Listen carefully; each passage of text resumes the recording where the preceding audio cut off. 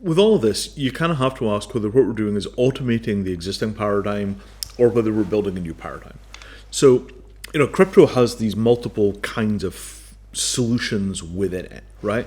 You've got all the way from the old cypherpunk ideal of all your transactions are anonymous, nobody knows who you are, the government has no idea who's transacting with who, so therefore it can't tax anything, and eventually the nation state goes bankrupt and this is the end of war, poverty and oppression. That was a belief system that was absolutely dominant in thinking about crypto for probably 10 or 15 years, right?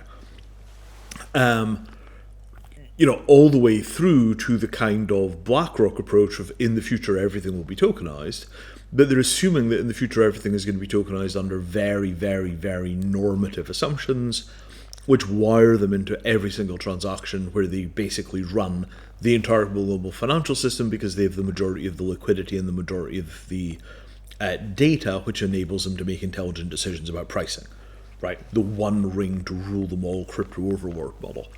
In practice, the US is one jurisdiction. So you fix crypto in America, you allow people to do tokenized securities, you get something that looks like a tokenized Reg CF, you get good secondary market liquidity for things like startup companies. All of those things move the state of the art forward, but that's not the end of the global conversation. We still have to figure out whether digital cash is equivalent to cash.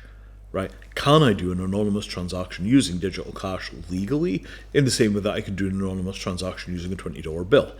If we say yes, you get one society. If you say no, you get another society. If you say maybe, you get a third society.